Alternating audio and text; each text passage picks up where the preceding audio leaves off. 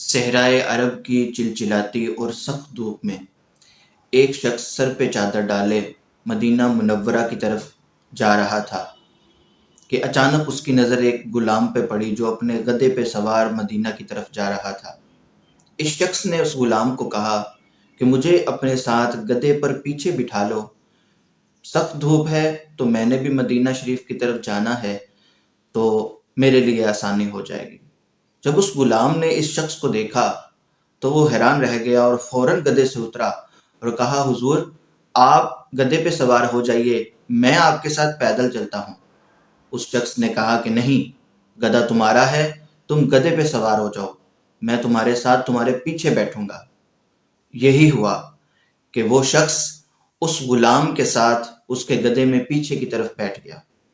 جب مدینہ منورہ کی حدود میں داخل ہوئے تو لوگوں نے جب اس شخص کو دیکھا کہ ایک گدھے پر غلام کے پیچھے بیٹھا آ رہا ہے تو لوگ حیران رہ گئے، حیرانی سے تکتے رہ گئے، کیونکہ وہ کوئی عام شخص نہیں تھا۔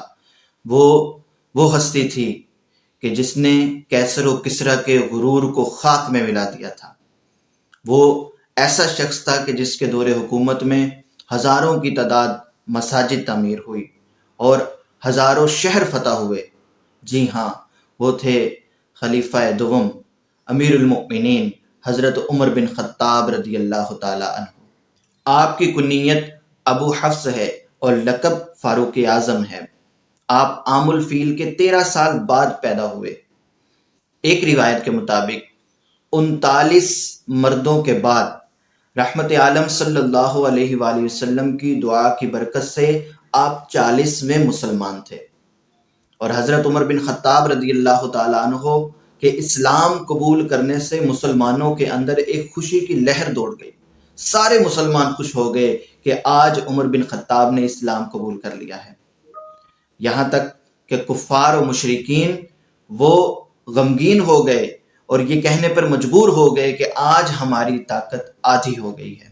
26 ذو الحجہ کو صبح کی نماز کے وقت ابو لؤلؤ فیروز نامی ایک مجوسی غلام نے آپ کو 2 دھاری دار خنجر سے زخمی کر دیا، اور اسی زخمی حالت میں کچھ دن آپ زندہ رہے، اور اس کے بعد 1 محرم الحرام 24 ہجری میں آپ نے اپنی جان آفرین کے سپرد کر دی۔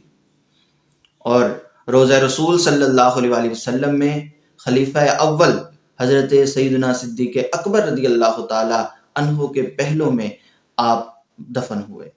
حضور نبی پاک صلی اللہ علیہ وآلہ وسلم کا ارشاد گرامی ہے کہ نبی کے لیے 2 وزیر اہل آسمان سے اور 2 وزیر اہل زمین میں سے ہوتے ہیں۔ میرے 2 وزیر آسمان میں جبرائیل علیہ السلام اور میکائیل علیہ السلام ہیں، اور زمین میں میرے 2 وزیر حضرت ابو بکر اور حضرت عمر بن خطاب رضی اللہ تعالیٰ عنہ۔ اور فرمایا کہ عمر سے بہتر کسی شخص پر سورج طلوع نہیں ہوا، یعنی سورج طلوع ہونے کا جتنا بھی ایریا ہے، یعنی پوری دنیا، تو اس پوری دنیا میں عمر سے بہتر اور کوئی شخص نہیں۔ اور فرمایا کہ اگر میرے بعد کوئی نبی ہوتا تو وہ عمر ہوتا، لیکن میرے بعد نبوت نہیں، کیونکہ حضور علیہ الصلوۃ والسلام خاتم النبیین ہیں۔ جو حضور علیہ الصلوۃ والسلام کے بعد کسی کو نبی مانے تو وہ کافر ہے، اس کا اسلام سے کوئی تعلق نہیں۔ حضور خاتم النبیین ہے، نبوت کا دروازہ حضور نبی پاک صلی اللہ علیہ وآلہ وسلم پر بند ہو گیا۔ تو حضور علیہ الصلوۃ والسلام کا یہ فرمان کہ اگر نبوت کا دروازہ بند نہ ہوا ہوتا تو میرے بعد اگر کوئی نبی ہوتا تو وہ عمر ہوتا، کیونکہ حضرت عمر رضی اللہ تعالی عنہ میں انبیاء کے خصائل پائے جاتے تھے۔